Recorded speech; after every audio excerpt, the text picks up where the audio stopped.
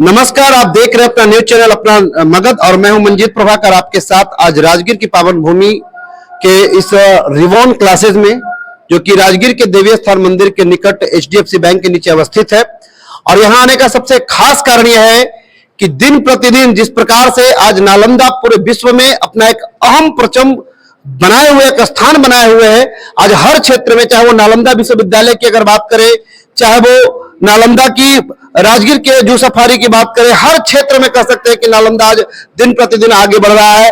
आज मैं उसी राजगीर की धरती से आज उन बच्चियों के बीच आज उपस्थित हुए, इन बच्चियों को देख रहे हैं हमारे पीछे।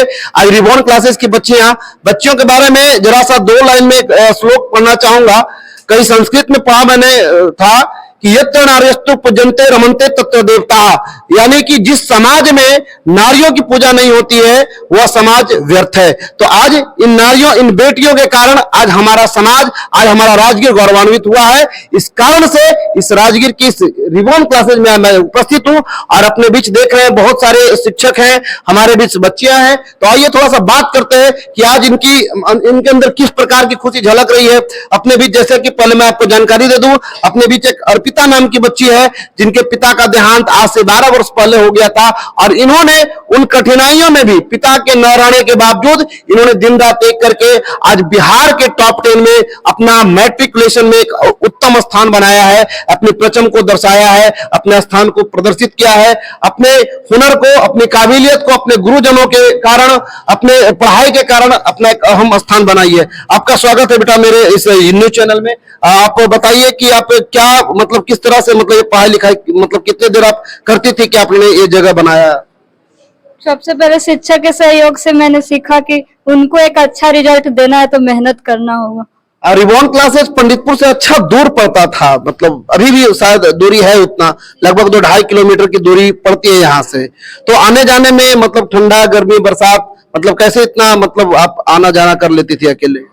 पैदल करती थी, अकेले ही आती थी। पैदल जाती जाती थी जी। तो कितना नंबर आया है अभी इस बार आपका? 480 आया। 480 आया है। तो आपको कब पता चला कि आप मतलब टॉप 10 में है? मतलब पहले कुछ इंटरव्यू वगैरह या कुछ मतलब इस तरह से? टॉपर वेरिफिकेशन के लिए कॉल आया था। अच्छा। तो लगा कि अच्छा नंबर है, फिर आज रिजल्ट देखी तो पता चला 480 है। पूरे बिहार में रैंक 10 पे हूँ मैं। चलिए, बहुत बहुत बधाई आपको। और आप अपने बीच जरा सा कोचिंग के संचालक अपने बीच बबलू सर हैं। बबलू सर, सबसे पहले आपको बधाई कि आपने इतने सारे शेर श्रेणियों को इस योग्य बनाया कि आज राजगीर के हर क्षेत्र में कह सकते हैं कि आपके इस कोचिंग के माध्यम से हर प्रकार, हर जो जितने सारे बच्चे बच्चियां आपके पास है वो सभी दहाड़ने योग्य बन गए। तो आपने दहाड़ने का जो हुनर दिया है इसके लिए आपको पहले ढेर सारी शुभकामनाएं। जी भैया, धन्यवाद। एक बात बताइए, क्या स्ट्रेटजी आपका कोचिंग का रहा कि आज के डेट में इतने सारे बच्चे बच्चियां बहुत संख्या में आज आपके यहाँ से फर्स्ट डिवीजन, सेकंड डिवीजन ज्यादातर बच्चे पास हुए हैं? हम लोग का मेन स्ट्रेटजी है डिसिप्लिन के साथ एजुकेशन। विदाउट डिसिप्लिन या विदाउट ड्रेस हम लोग कभी इंटर करने ही नहीं देते हैं क्लासेज में।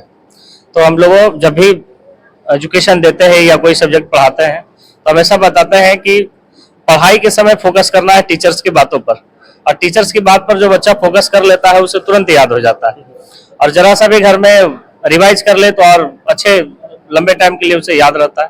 तो ये मूल तत्व है एजुकेशन का। कितने शिक्षक हैं आपके यहाँ? हमारे यहाँ लगभग 10-12 टीचर्स हैं। जो अलग अलग सभी अलग अलग सब्जेक्ट के अलग अलग टीचर। आप क्या पढ़ाते हैं? मैं साइंस पढ़ाता हूँ। आप विज्ञान के शिक्षक हैं? जी, फिजिक्स। आपके विज्ञान में बच्चे कितना नंबर लाई है? विज्ञान में टॉपर्स बच्चे का नंबर है 96। सभी का? हाँ, नहीं, टॉपर बच्चे का। अच्छा, टॉपर बच्चों का 96 बच्चे लगभग 90 के आसपास है। अपने बीच एक और शिक्षक हैं, श्री, आपका क्या नाम हुआ? प्रेम कुमार। प्रेम जी, चलिए आप बताइए कि आप कौन से सब्जेक्ट के? मैथ पढ़ाते हैं। अच्छा, गणित के आप शिक्षक हैं? जी जी। कितने बच्चे गणित में ज्यादा अच्छे किए हैं? लगभग औसतन बच्चों ने 90+ नंबर लाए हैं। मैट्रिक में कितने बच्चे यहाँ मतलब परीक्षा दिए थे आपके कोचिंग से? यहाँ हमारे संस्थान से मैट्रिक में जो है लगभग 100 बच्चों ने एग्जाम दिया था, जिसमें लगभग 50 से 60% बच्चे जो हैं 400+ नंबर लाए हैं। और फर्स्ट डिवीजन का तो कहना नहीं है, हाँ वो तो पुराना ही इतिहास रहा है इस संस्थान का कि टॉपर को हम लोग देते ही हैं। और जो टॉपर बच्ची रही है वो मैथ में जो है 100 में 100 नंबर लाई है, पूरे फुल नंबर के साथ। तो एक बात बताइए कि अभी जो आपका ये कोचिंग संस्थान चल रहा है, ये कितने वर्षों से यहाँ है? ये इस जगह पे हम लोग तो 10-12 वर्षों से हैं, लेकिन यह संस्थान जो है लगभग 20 वर्षों से राजगीर में जो है, उससे भी अधिक वर्षों से काम कर रही है राजगीर में शिक्षण संस्थान के रूप में जो है। और हम भी खुद इसी शिक्षण संस्थान में पढ़े हुए विद्यार्थी हैं। आप भी यही पढ़ के यहाँ पढ़ाना शुरू? हाँ, हम लोग भी यही पढ़े हैं और इसी संस्थान में पढ़ा भी रहे हैं। यह भी एक हमारे लिए सौभाग्य एवं गर्व की बात है कि जिस संस्थान में हमने पढ़ा उसी संस्थान के आज एक शिक्षक के रूप में काम कर रहे हैं। चलिए, तब तो बहुत बढ़िया है। और यहाँ पे 400 के पार वाले विद्यार्थी कितने? तनी थोड़ा हाथ उठाइएगा। 400 से पार वाले विद्यार्थी, अब की बार 400 पार कितने लोग हैं? यह नारा जो है हम लोगों ने पूर्ण कर दिया कि अब की बार टॉपर देना है। 400 पार नहीं, 400 पार हम लोग हर बार देते आए हैं। और इस संस्थान का सन 2011 से इतिहास रहा है कि राजगीर टॉपर, आरडीएच विद्यालय टॉपर, डिस्ट्रिक्ट टॉपर तक के हम लोग देते आए हैं। लेकिन इस बार ने हम लोगों ने और एक ही हर शिक्षकों को और माननीय डायरेक्टर सर जो हमारे बबलू सर हैं, इनका भी एक ही हार्दिक दिल से यही इच्छा थी कि बच्चों को एक बार से जरूर बिहार टॉपर लिस्ट में लाना है। और इस बार हमारे सभी शिक्षकों का सहयोग और जो है बच्चों का मेहनत रंग लाया कि हम लोग इस बार जो है पूरे बिहार में अपना नाम रोशन किए। और बच्चों लोगों ने भी इतना अच्छा प्रदर्शन किया, उसके लिए हम सभी बच्चों को मैट्रिक 2025 में जो जितने सारे विद्यार्थी उत्तीर्ण किए हैं हमारे संस्थान एवं पूरे बिहार के जितने सारे बच्चे हैं, सबको हार्दिक शुभकामनाएं देते हैं और अपने भविष्य की उज्जवल कामना करते हैं उसको कि और आगे से आगे लाएं, इंटरमीडिएट की परीक्षा में अच्छी तैयारी करें और अधिक से अधिक नंबर प्राप्त कर पूरे बिहार का नाम रोशन पूरे देश में करें। बहुत बहुत धन्यवाद प्रेम जी। आइए थोड़ा सा शिक्षकों से मिलते हैं, बच्चों से। एकदम बहुत टाइट माहौल में लग रहा है। क्या नाम है आपका? मन्नू कुमार सर। वाह मन्नू जी, कितना नंबर है आपका? 444 सर। 444। मलाल नहीं है कि थोड़ा और कुछ आगे बढ़ जाते हैं? सर कुछ कमी रह गई? लेकिन कुछ नंबर से पीछे चल गए सर। अच्छा अच्छा, चलिए कोई बात नहीं। क्या बनना है? थोड़ा इच्छा कुछ है मन में? आगे जेई का तैयारी करना। जेई की तैयारी करनी है। आपका क्या नाम हुआ? गौरव कुमार राय। गौरव कुमार राय, कहाँ से आप हैं? राजगीर। क्या करते हैं पिताजी? किसान। देखिए, किसान का बेटा भी आज जो है एक कितना है 412 नंबर ला करके अपने कोचिंग संस्थान के कारण अपने परिवार, अपने समाज का नाम अगर वो बढ़ा रहा है तो बहुत बड़ी बात है। अभी जैसे प्रेम जी बता रहे थे कि हम लोग का एक नारा है 400 पार, हम लोग को कोचिंग इतना समय से चल रहा। मैं भी जब राजगीर में, जब मेरा परिवार, जब मैं भी यहीं से हूँ और मैं जब यहाँ पढ़ता था तो हम लोगों के समय में भी 2008 का मैं पास आउट हूं। मैं आपको बता दूं कि 2008 में भी 420 नंबर सबसे अंतिम बच्चा जो है वो गोल्डी नाम का विद्यार्थी हमारे सर्किल का, हमारे क्लासमेट जो है 420 नंबर ला करके आरडीएस टॉप किया था।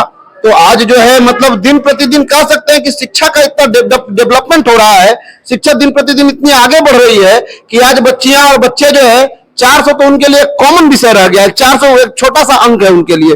जब तक के 450 ना पार करे तब तक के उनको संतुष्टि नहीं है। क्या सही मैं बोल रहा हूँ कि गलत? जी जी, बहुत मेहनत करते हैं हमारे कोचिंग संस्थान के टीचर्स, बहुत मेहनत करते हैं। शिक्षकों का बहुत बड़ा योगदान है। बहुत बड़ा योगदान। आपका कितना नंबर है? 415। क्या नाम है आपका? श्रुति कुमारी। अच्छा, आपका?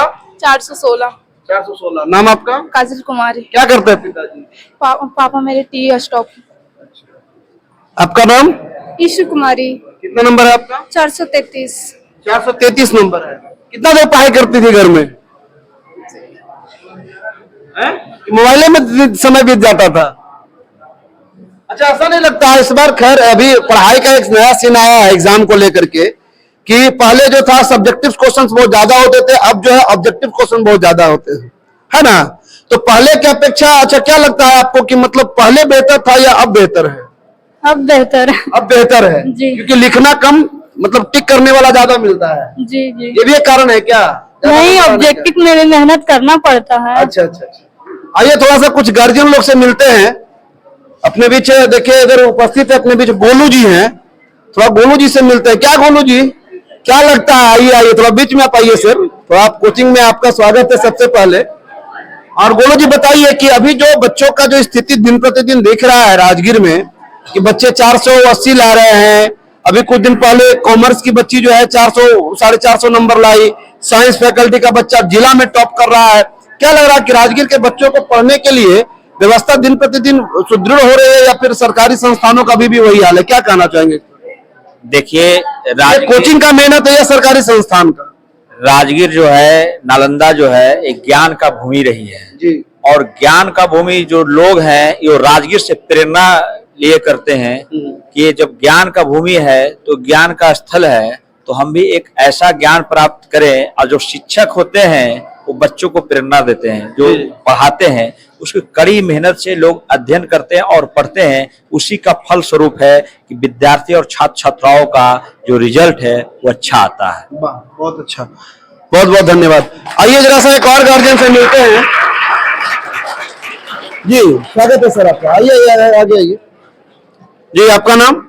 मेरा नाम डॉक्टर राम वशिष्ठ नाथ उपाध्याय हुआ। अच्छा अच्छा। मैं बीएड शिक्षण प्रशिक्षण महाविद्यालय विक्रमादित्य कॉलेज ऑफ एजुकेशन में प्राचार्य के रूप में कार्यरत हूँ। तो मैं आपसे एज ए गार्जियन नहीं बल्कि एज ए शिक्षक ही आपसे मैं पूछना चाहूंगा सर कि अभी जो छात्र छात्राओं की जो स्थिति है वो दिन प्रतिदिन निखरते जा रही है, इसको लेकर के क्या कहेंगे? देखिए, इसमें निखरने का कारण है कि आज के युग में जो एनईपी का नेशनल एजुकेशन पॉलिसी 2020 में जो सुधार किया गया है, पहले बच्चों का 700 नंबर 900 नंबर का रहता था, तो उसमें ऑब्जेक्टिव से ज्यादा सब्जेक्टिव रहता था, जिसमें बच्चों लोग को पढ़ाई करने में दिक्कत भी होती थी। टीचर लोग को भी थोड़ा सा दबाव रहता था कि बच्चों को किस तरह से हम लोग ज्ञान अर्जन कराए। लेकिन एनईपी का जो एजुकेशन आया उसमें सुधार आया, सब्जेक्टिव पे जगह ऑब्जेक्टिव किया गया। इसमें टीचर लोगों का भी पढ़ाई करवाने का या तैयारी कराने का उसमें बड़ा योगदान रह रहा है। और इसमें जो टीचर लोग जो है बच्चे लोग का जो अंतर्निहित क्रियाओं को बाहर निकालने का काम कर रहे हैं, उसमें टीचर लोग बहुत मेहनत कर रहे हैं। यही कारण है कि इस रिजल्ट का परिणाम जो है शिक्षक जितना मेहनत कर रहे हैं उसका रिजल्ट बाहर मिल रहा है। कहने का मतलब है कि अंतर्निहित क्रियाओं को उसका बाहर निकालना शिक्षक बहुत मेहनत से कर रहे हैं। शिक्षा विभाग में कुछ सुधार करने के लिए आपके द्वारा कोई संदेश, कोई मतलब? शिक्षा विभाग में हम अब जो 2 साल से हम देख रहे हैं कि सुधार किया गया है वो तो है ही, लेकिन हम सरकार से यही चाहेंगे कि जो भी अभी शिक्षक की बहाली हो रही है उसमें थोड़ा सा जो अदर स्टेट का जो लिया जा रहा है, हमारे स्टेट में बिहार से अदर यूपी का जो लिया जा रहा है उसमें बहुत सारे फर्जीवाड़े मिल रहा है। तो हम निवेदन करेंगे बिहार सरकार से कि हम लोग के स्टेट में जो स्टेट सीटेट और बीएड करके बीपीएससी करके जो ले युवा पीढ़ी है उन्हीं को मौका मिले। हाँ, हम लोग के राज्य का ही बच्चे लोग को, छात्रों को, शिक्षकों को मौका दिया जाए। क्योंकि इतने जो अव्वल जो विद्यार्थी हैं जो इतने अच्छे अंकों से जो पास कर रहे हैं उनको भी कहीं ना कहीं स्थान रखा जाए, है ना? जी जी, इन लोग को मैं सरकार से निवेदन करता हूं कि जो टॉप 10 में आते हैं या अभी जो 82.11 जो रिजल्ट आया है और उसमें 63 लड़की या 60 लड़के ऐसे 123 करके कोई बच्चे आए, इन लोग के लिए सरकार से निवेदन करूंगा कि इन लोग, कुछ लोग गरीब घर के भी है, कुछ बड़े घर के भी है, निवेदन करूंगा कि इन लोग का जो ख्वाहिश है इंजीनियर बनना, डॉक्टर बनना, सिविल लाइन में जाना, इन लोग का कुछ पढ़ाई का खर्चा सरकार वहन करे, अच्छे संस्थान में इनका नाम लिखवाए। और ये टॉप जो करते हैं उसका जो छात्रवृत्ति मिलता है उसका तो लाभ मिलता ही है। तो अब तो हुआ है सर। पहले क्या था कि केवल अंबेडकर छात्रावास अनुसूचित जाति के बच्चों के लिए बनता था, अब अति पिछड़ा के लिए भी मतलब अंबेडकर छात्रावास की व्यवस्था की गई। तो ये सब सारी चीजें तो बनी है, कहीं ना कहीं कुछ ना कुछ तो डेवलपमेंट पहले की अपेक्षा आपको दिख रहा है। हाँ, इसको और थोड़ा सा डेवलप करें कि जो टॉपर बच्चे हैं ना उनके पढ़ाई का भी थोड़ा सा सरकार 50% खर्चा दे और जहां भी नामांकन होता है उसमें रिलैक्स मिले। टॉपर बच्चे का इस तरह का लाभ मिले कि कहीं भी उनका नामांकन हो तो 50% टॉपर बच्चे 1 to 10 हो या जो भी बच्चे हैं उनका लाभ मिल सके।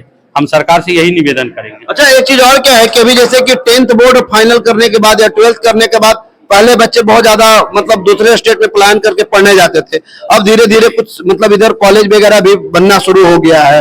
तो अभी और कुछ सरकार को और क्या होना चाहिए जो कि हायर एजुकेशन के लिए बच्चों को तकलीफ ना हो, थोड़ा सा इसके बारे में क्या करना चाहिए? देखिए, मैं आपको पहले ही लेकिन फी भी सर बहुत ज्यादा है। जैसे मान लीजिए अभी आपने कहा कि बीएड की पढ़ाई आप करवाते हैं, तो बीएड की मतलब देखा जाए अगर तो बीएड का जो यहाँ का कोर्स चार्ज है वो दूसरे स्टेट में जाकर के बहुत कम हो जाता है। ऐसा क्यों, क्या कारण है इसका? देखिए, अभी जो एनईपी का एजुकेशन मैं पहले भी बताया हूं कि नेशनल एजुकेशन पॉलिसी 2020 को जो मॉडिफाई किया गया है कि जो बच्चे मैट्रिक कर रहे हैं, इंटर कर रहे हैं, उसको अब 4 वर्षीय, 5 वर्षीय, 7 वर्षीय किया गया है। पहले के बच्चे थे कि पहले मैट्रिक इंटर ग्रेजुएशन करते थे तो उनका 6 साल लैप्स होता था। अब मैट्रिक इंटर करने के बाद सीधे 4 साल में आपका बीए प्लस बीएड का हो गया है, बीएससी प्लस बीएड का हो गया, इंटीग्रेटेड कोर्स में चले गए। और आपका एक कहना था कि बिहार स्टेट में जो फी का है वो तो सरकार निर्भर करती है। क्योंकि जैसे कि सब छोटे छोटे बच्चे यहाँ देख रहे हैं यहाँ पे, अब जो किसान का बेटा है, किसान की बेटी है, जिनके पिताजी चाय दुकान चलाते हैं, जिनके पिताजी पेपर बेचते हैं, वैसे बच्चे कहाँ जाएंगे पढ़ने के लिए हायर एजुकेशन के यही लिए? तो मैं आपसे बोल रहा था, कुछ देर पहले भी बोला हूँ कि सरकार से निवेदन है कि जो उन लोग का कॉलेज का फी है, ट्यूशन फी है, एडमिशन फी है, जो भी है, उसको टॉपर बच्चे को कम किया जाए और उसका लाभ टॉपर बच्चे को मिलेगा। तो जैसे अभी आपको स्कॉलरशिप में वो देते हैं, उसके बाद ये सरकार जो है हम लोग को स्टूडेंट क्रेडिट कार्ड देते हैं, लेकिन स्टूडेंट क्रेडिट कार्ड का जो लाभ मिलता है उसको बाद में पैसा देना पड़ता है।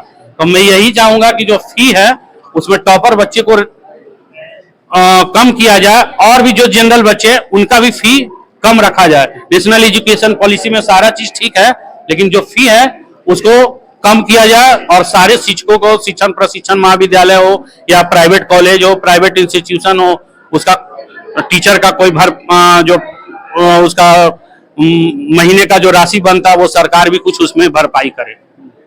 चलिए, बहुत बहुत धन्यवाद। अभी देख रहे हैं कि अभी सर उपाध्याय सर के द्वारा जो है आगे यानी कि हायर एजुकेशन को लेकर के कुछ बातें कही गई और सरकार से इन्होंने जो आग्रह किया, उम्मीद है कि सरकार तक ये वीडियो अगर जाती है तो इस पर विचार करें, क्योंकि दूसरे राज्य की अपेक्षा यहाँ की जो शिक्षा व्यवस्था, यहाँ की जो शिक्षा फी है वो बहुत ही ज्यादा कॉस्टली, चाहे वो बीएड की बात करें, चाहे वो बीएससी नर्सिंग की बात करें, क्योंकि यही नन्हे नौनिहाल जो है आगे जाकर के या तो डॉक्टरी के क्षेत्र में आगे बढ़ेंगे या इंजीनियरिंग के क्षेत्र में आगे बढ़ेंगे या फैशन डिजाइनिंग के क्षेत्र, जो जिस क्षेत्र में भी जाएंगे उनका यहाँ लागत मूल्य कम शुल्क रहे दूसरे राज्य की अपेक्षा, ताकि यहाँ के बच्चे दिन प्रतिदिन आगे बढ़े। और बिहार का जो स्थिति है, बिहार की जो व्यवस्था है, आप समझ रहे हैं कि पूरे देश भर में नहीं बल्कि विदेशों में भी बिहार का डंका बज रहा है। तो उम्मीद है, पुनः मैं इन बच्चों को फिर से एक बार शुभकामनाएं देते हुए सरकार से आग्रह करूंगा कि इन बच्चों के लिए आगे की व्यवस्था के लिए, आगे की शिक्षा के लिए कम शुल्क में बेहतर शिक्षा व्यवस्था हो, इस प्रकार का मुहिम चलाया जाए, इस प्रकार की व्यवस्था लागू की जाए।